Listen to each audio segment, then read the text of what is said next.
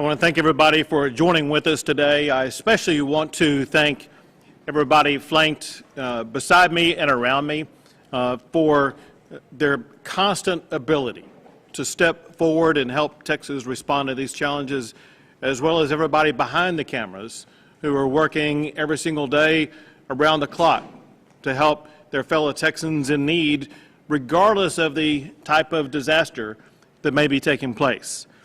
Well, as we continue to respond to the COVID-19 pandemic, we are fully prepared to respond to the oncoming hurricanes of Marco and Laura. We had a robust meeting just moments ago to get up to speed on exactly where we are, what has been done, what may need to be done. And in addition to that, I had the opportunity yesterday to visit with several of the county judges along the coast that could be most heavily impacted by this. Let me start out by saying that because of these ongoing or oncoming hurricanes, I am declaring a state disaster for 23 Texas counties.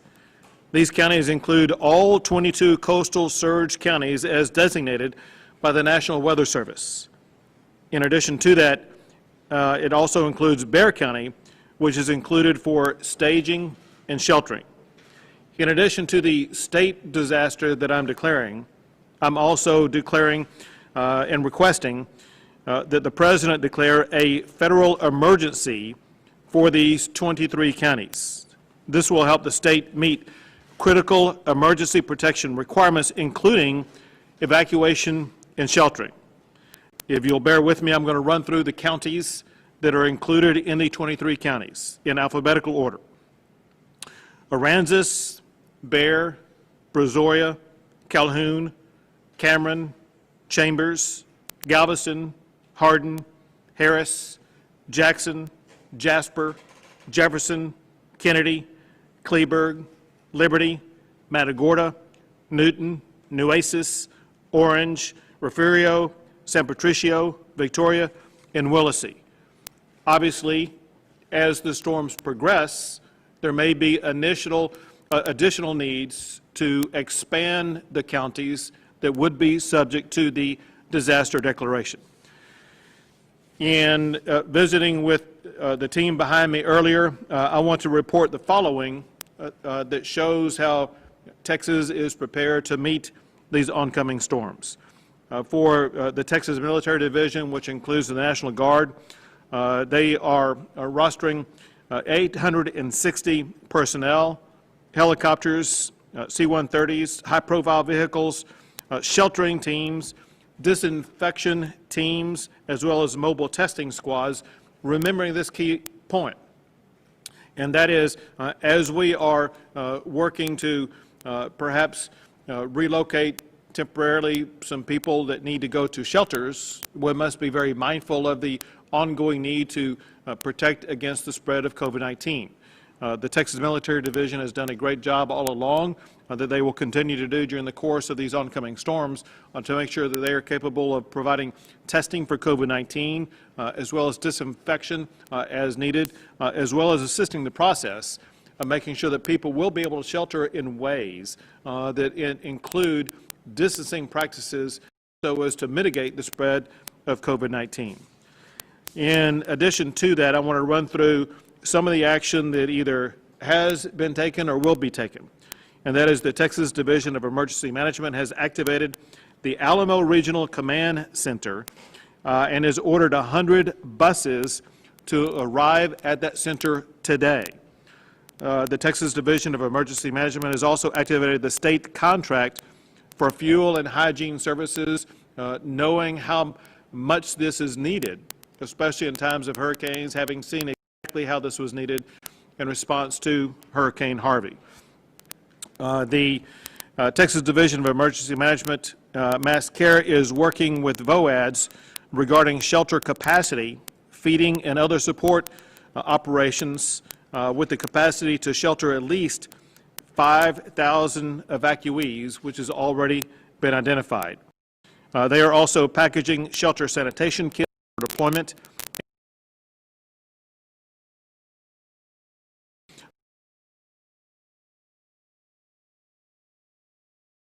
35 swift waterboat squads along the Texas coast, and 3 high-profile vehicles. The Texas Department of State Health Services has activated 50 ambulances and medical incident support personnel. They also have identified 2 current COVID facilities that can be converted into medical shelters, one in San Antonio and one north of the Houston area, to make sure that we will be able to continue to provide for the needs of anybody who may have COVID challenges. The Texas Department of Transportation has identified high-profile vehicles to support evacuation as well as response, and they have 7 miles of water barriers as well as contractors on call in the event that flooding occurs, especially on Interstate 10 near Winnie, and people may recall in past hurricanes and some other storms that we've had, I-10 in that region can be submerged underwater, and we are prepared for that possibility, especially with it looking like the 2 storms may each cross near the Texas border with Louisiana. The Texas Health and Human Services Commission has activated the state ice and water contract. The Texas Department of Public Safety has rostered their Marine Swift water rescue teams and helicopters with hoist capability, 4 boat squads, 1,000 highway patrol troopers as needed. The Texas Commission on Environmental Quality is fully engaged and prepared to respond as needed, especially respond to any hazardous materials that may arise, whether it be air quality or water quality. They are working with the EPA on air monitoring, and they are in contact with refineries in the area to make sure that any action that is needed will be able to be taken and taken very swiftly. The Texas Parks and Wildlife Division has assigned 65 game wardens to respond. Also, they are providing helicopters, personnel with water rescue, as well as drones and canines. Texas Task Force 1 and Texas Task Force 2 are both fully engaged. They will deploy 150 personnel tomorrow. That will include swift water rescue teams, helicopter evacuation teams. In addition to all of that, the Texas Forest Service is fully engaged and prepared to respond as needed. And then lastly, I will say that I had the opportunity before this to speak to both the regional director for FEMA as well as the head of FEMA in Washington, D.C., Pete Gaynor, both of whom have committed to work collaboratively with Texas to make sure that we have everything that we need to respond to these ongoing or oncoming hurricanes. Lastly, let me say this, and that is it's incredibly important for everybody who could be in the pathway of these storms to constantly heed local warnings about what may be happening in your community, understanding that this is very swift moving and there could be rising water happening very quickly. And be in the informed about what. Do not drive into high water. Turn around, don't drown. We lose so many lives of people who drive into water. We do not need that to be taking place. And so heed local warnings.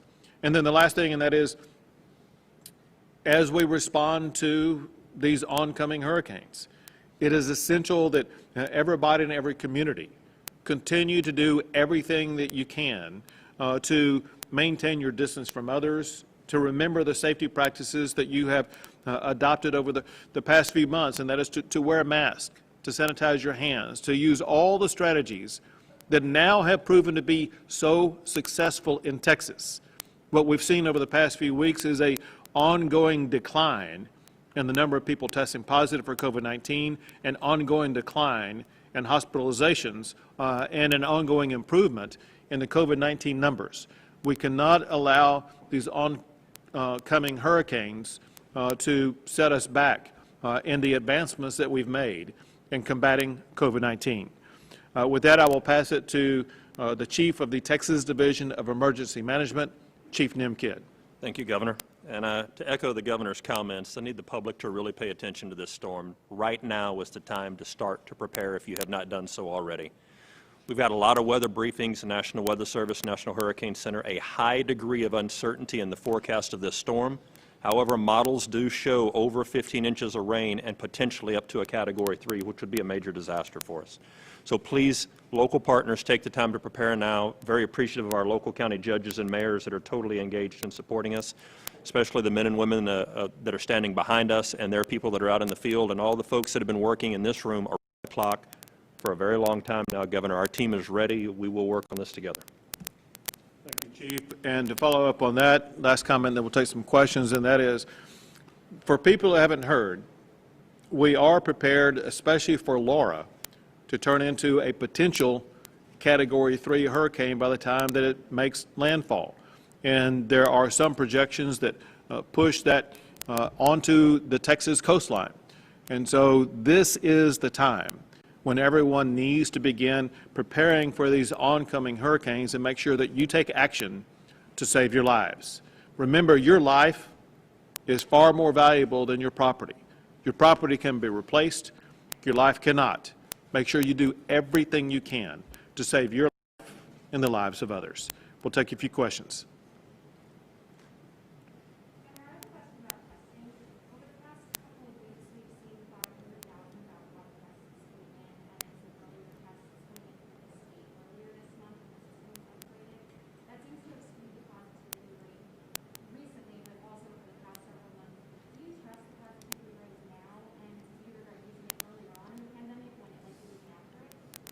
With regard to the testing information that has come into the Texas Department of State Health Services, there was a backlog for two primary reasons. One, there was a limitation in the number of test results they could process. That limitation has now been fixed, and there is no more backlog because of the limitation in being able to import into the system the number of test results. There may still be some lingering challenges with some of the private labs and their ability to give us immediate, updated test results. We are continuing to work with those private labs for a quicker turnaround. So all that said, the data that we have now is far more accurate than what we had last month and maybe even a couple of weeks ago. That data should be very close to being perfectly accurate in the coming weeks and coming months.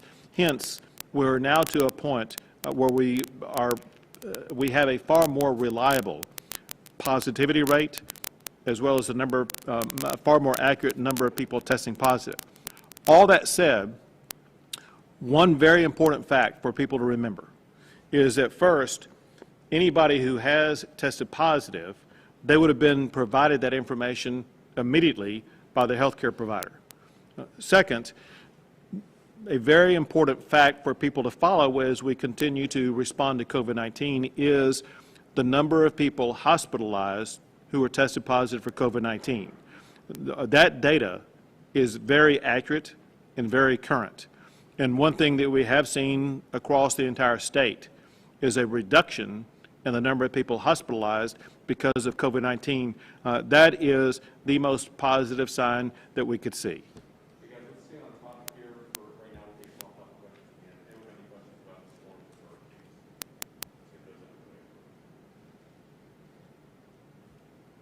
All right.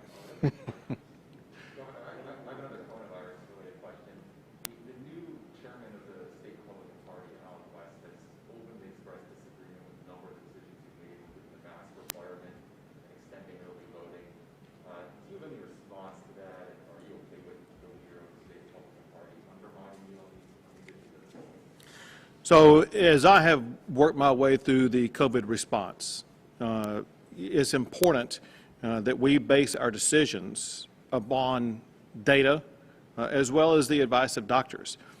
Every decision that I've made has been a decision that is in the best interest of the health and safety of the people of the state of Texas, as well as trying to do that, maintaining businesses being as open as possible. As we have seen as a result of decisions that I've implemented, including the requiring that people wear masks, including the requirement that establishments like bars be closed, both of those recommendations were based upon the consensus of the entire medical community. And the proof is in the pudding, because the proof is that in the aftermath of those requirements on my part, we have seen a reduction in the number of people testing positive, a reduction in hospitalizations, and an improvement in the state of Texas and its response to COVID-19. Texas is far better positioned today in its response to COVID-19 than it was at the time that I put those executive orders in place.